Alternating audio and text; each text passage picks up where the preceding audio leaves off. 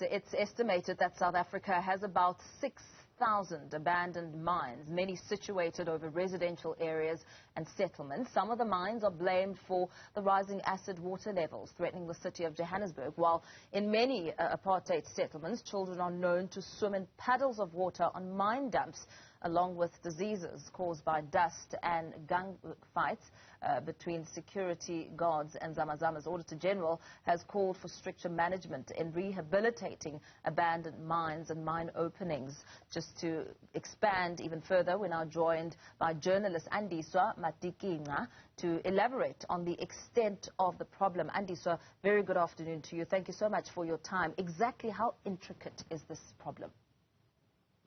Well, thank you so much for having me.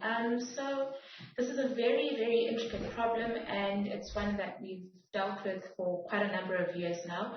Oxpecker started writing about the issue around 2015, where we had also revealed that there were about 6,000 officially derelict and ownerless mines in South Africa, and that the total cost to actually remediate these would take up to 30 billion rands or more, and these costs were actually mostly for the Department of Mineral Resources and Energy to deal with.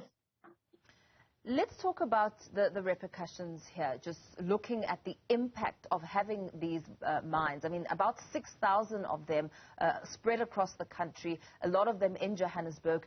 What dangers do they cause?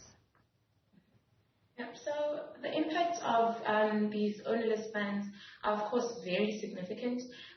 We have the communities which probably didn't even benefit much from the mines to begin with, left to deal with issues such as air pollution from dust or toxic gases, and there's issues of infertile soil and severely degraded water resources because of the runoff from the mines, which is something that was noted by the Auditor-General in the report.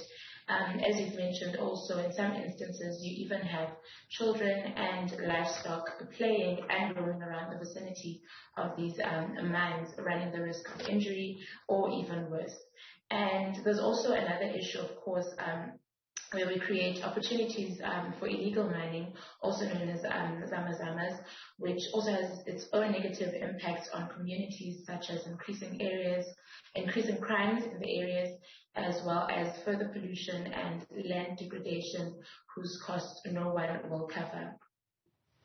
The department also sits with quite a lucrative purse here, a couple of billion rands to come in and find solutions, yet nothing has been done. I mean, I know you've been following this story for several years. What have your findings been around why nothing has been done and that money not being spent to try and get some form of solution? Mm-hmm. So in the past, I'd definitely say or highlight the fact that there was quite a lack of transparency around how bad the situation was, and there's been no data that has been made available. To get the data that we published in 2015 and 2016, we actually had to submit a couple of prior requests asking for this data and eventually making it public.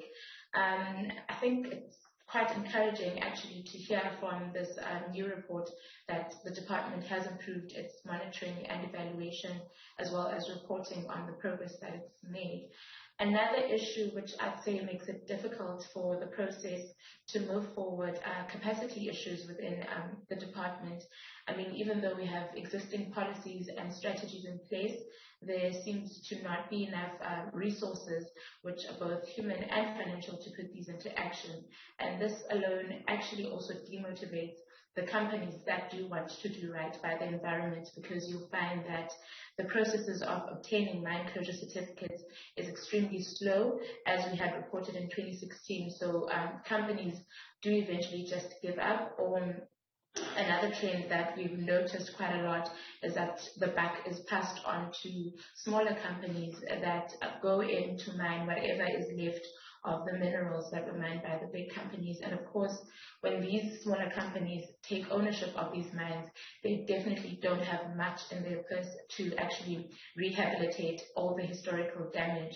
So now you find a trend of the buck being passed on to smaller companies until, of course, they're abandoned by those that definitely cannot do any rehabilitation work.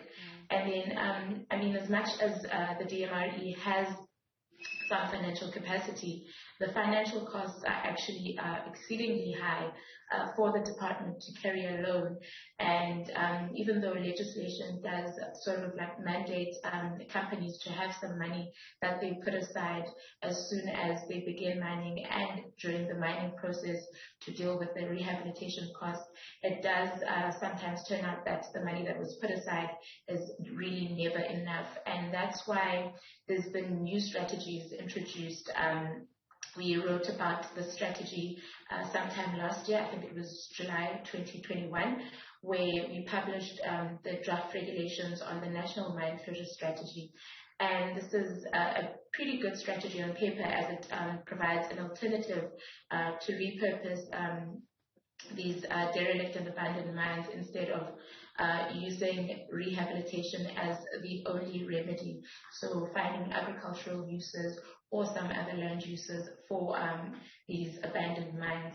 It also suggests having parallel economies and land use activities throughout the life of these mines while the mine is still operating, so that even when the actual mine closes, there is a continued there's continued economic and land use activities beyond closure of this mine. And of course, this turnaround strategy probably won't solve the current issues with ownerless mines, but could prevent increasing numbers that we're dealing with presently. And then, I mean, there's also the issue of some of these mines being really old mines, older than when the acts were introduced to deal with abandoned mines in 2002.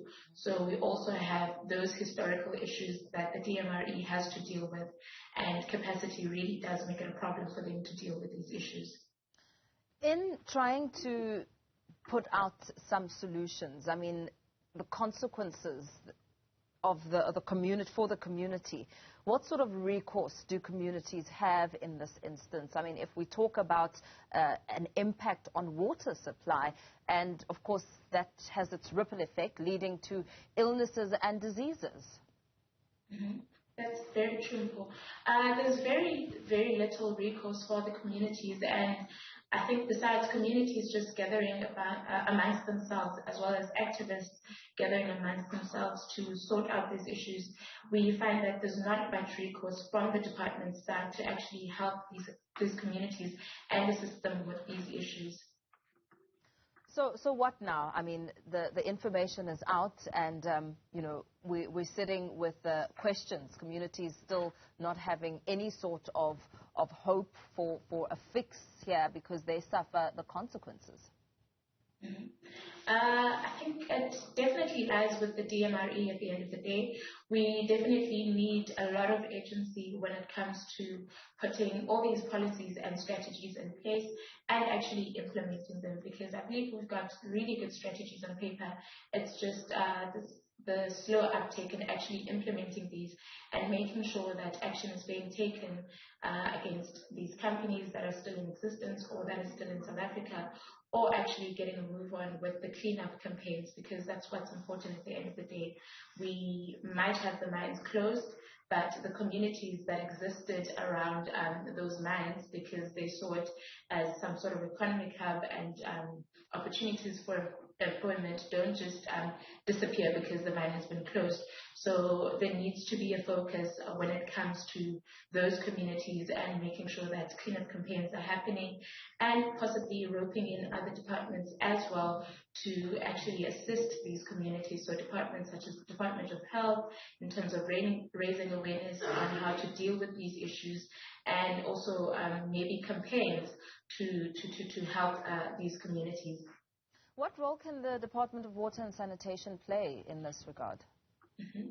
That's definitely another department that can play a role in terms of cleanup campaigns to clean up the water, and all the other resources that have been affected by the acid mine drainage from the toxins from these abandoned mines. So they also have a very big role to play in partnership with the DMRE, as well as implementing some of the strategies that are highlighted in the National Environmental Management Act, which goes hand in hand in terms of with the Department of Mineral Resources and the Department of Water Affairs to actually deal with issues that come up when mines are involved.